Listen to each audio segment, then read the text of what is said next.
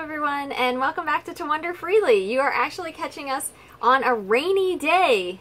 That never happens. We are not at all used to this. Yeah. It just, there have been so few of them, and we certainly have never filmed anything on a rainy day, so it's kind of interesting. So it's a little bit darker in here. We have our, a little different. Yeah, we have our lights on. So, but anyway, this is actually the second video in a series all about our truck, which is our towing vehicle for our fifth wheel. And the first video told you all about the truck, the cost of it, we gave you a tour, how we picked that one, all that information was in the first video. This video is just going to be specifically talking about the maintenance that we had to do and how we went about kind of getting that maintenance done on the road. So let's begin. Chris. Yes. Oh, you're just turning it over. Yeah. All right. No, that just means go. Yes. Right. So maintenance on your vehicle, that can be a sensitive topic, I think, to a lot of people, maybe especially guys. That's something that, you know, when we're living normally out of a regular home in one place, I know I used to be like this. You find a place that you like to take your vehicle to get serviced. You even build a relationship with the service guys there. There's some trust, and it's nice. It's a great way to keep your vehicle, you know, up to speed. But when you're on the road, the situation is a lot different. And, you know, you look at, there's a number of things, you know, that you'll consider when it's time to get service on your vehicle.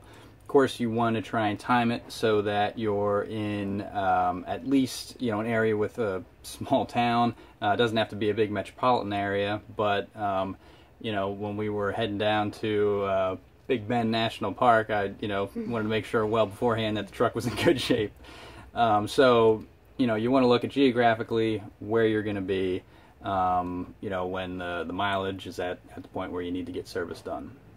So the second consideration is, do you want to do a dealership, or are you okay with non-dealership, just like a quick lube place? If you just want to do dealers, then you really have to consider that, because there's obviously far fewer than those, and you'll need to set that up along the trip.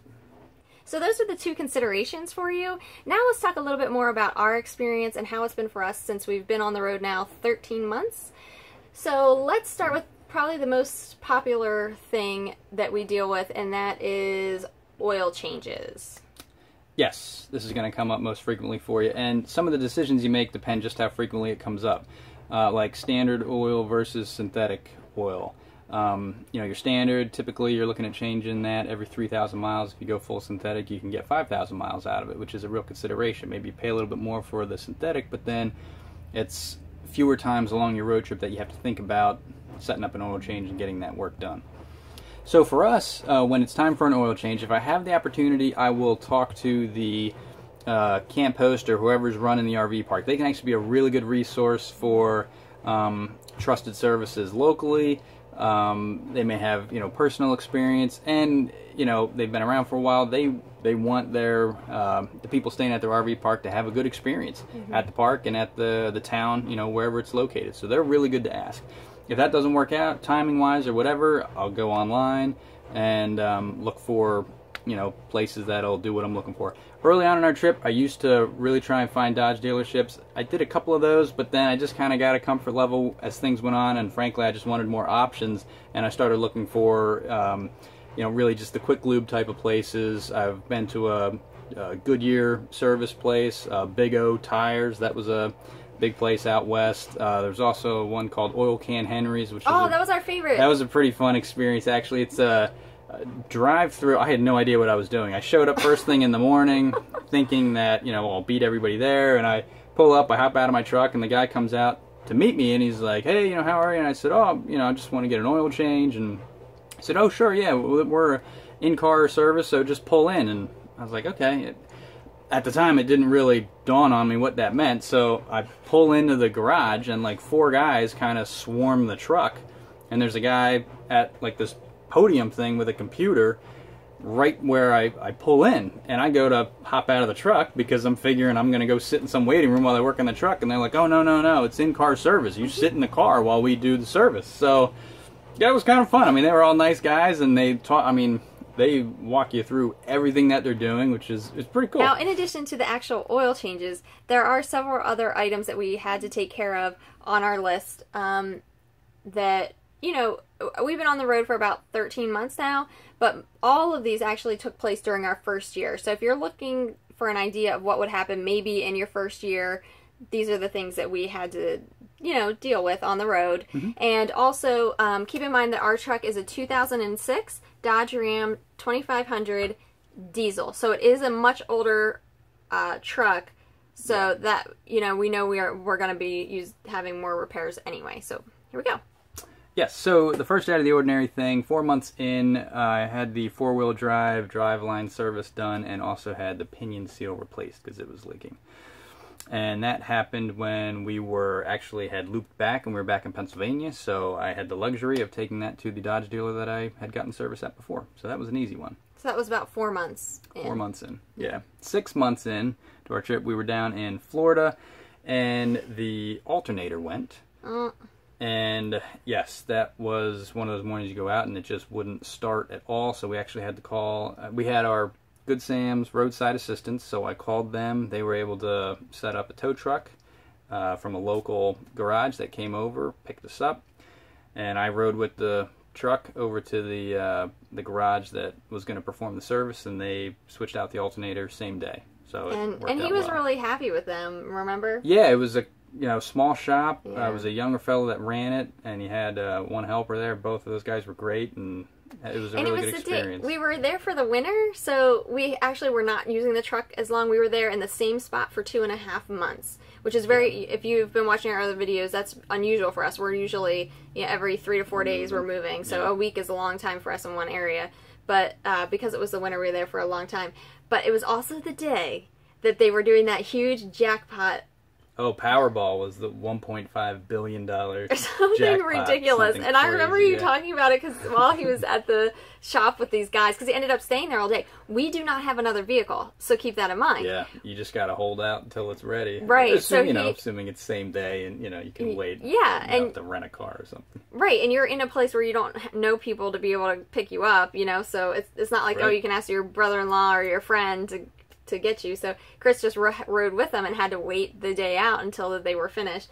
But I remember you saying that a lot of everybody was all about the Powerball that day. Oh, everybody was talking about it because they had other people coming by making deliveries or just people that they knew, and everybody was talking about Chris Powerball. Actually what are you going to do? Right, Chris actually made really good friends with the two guys. Yeah, we had great conversations. Yeah, it was fun. I got to watch them working on the car, see what they were doing at the truck. Yeah. It was a good experience. Yeah. It was. Another thing that we had done when we were down in Destin, this would have been 7 months into the trip, was we did replace the tires on the truck.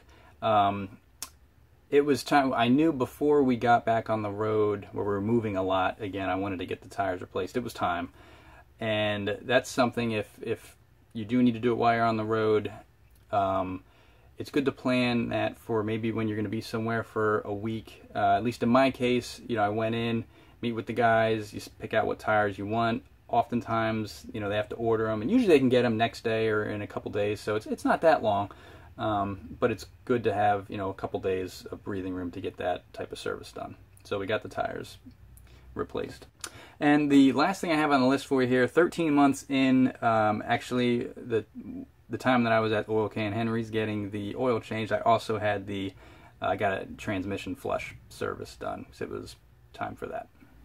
So fortunately, that was all the repairs that we had, so it really wasn't. The truck did a great job. Yeah. Poor Aunt Gladys, our fifth wheel, she didn't fare so well, but the truck was great. And so we have a few tips. We came up with a few tips just to leave you with. The first one is to keep in mind that this is just, if you're going to make this transition to full-time RVing, part of it is just really a leap of faith and stepping out and trusting that you'll be able to deal with these problems as they come. They're really not that bad. They're think of your worst case scenario. It's not going to be that bad. So if you think that you know, not knowing the people may be difficult for you, and you're taking your vehicle there. I know that that can be intimidating at first, but don't allow it to consume you, because the truth is you're going to be so used to not knowing and not being familiar with anything around you that getting your truck or vehicle service is... It's not a big deal at all. It really starts not. to be a good feeling after a little while. You know, when you start taking care of the normal things all over the country, whether it's getting your vehicle fixed or maybe you had to set up a doctor's appointment, you're going to a doctor in the middle of Texas, you know, and you're just taking care of business. You start to get a comfort level and realize too that it's so much easier now than it ever used to be to do these kind of things. You know, it is. There's so much more information available to you. Yeah. So that's number 1. Number 2 is use the campground resources when they're available. They're probably the best resources that you can use. Mm-hmm. Number 3 is plan a longer stay. So that's also geographically. If you know that something's coming up that you need to have taken care of, you can take a look at a map and, you know, do a little bit of research and plan to be in an area a little bit longer. Or if you really want to use a dealership, plan to be in that area of that dealership. That will work for you. Most of the time you will be able to plan these things. Not everything, but most of these you will be able to plan ahead if you want to. Yeah. And the last item was watch that odometer. Mm-hmm. And this would be, you know, once you know what type of oil you're using, alrighty, you're going in every 3,000 or 5,000 miles, then just remember to check. On these types of road trips, oftentimes we're shocked at how quickly the miles pile up. 3,000 or sometimes, you know, we'll go 5,000 miles. It sounds like a lot. And we've had times where it's only like a month and a half in between oil changes, which seems hard to believe. So... yeah, you want to pay attention to that. We have covered all the information about our truck and the maintenance and getting it serviced. So if you have any questions, please feel free to leave them below. If you're watching this on YouTube, in the comment questions, or you can also leave us a question on our blog as well. Yeah. So we'll see you next time. Thanks for watching. We're moving out. Never know where we'll be. We're making plans.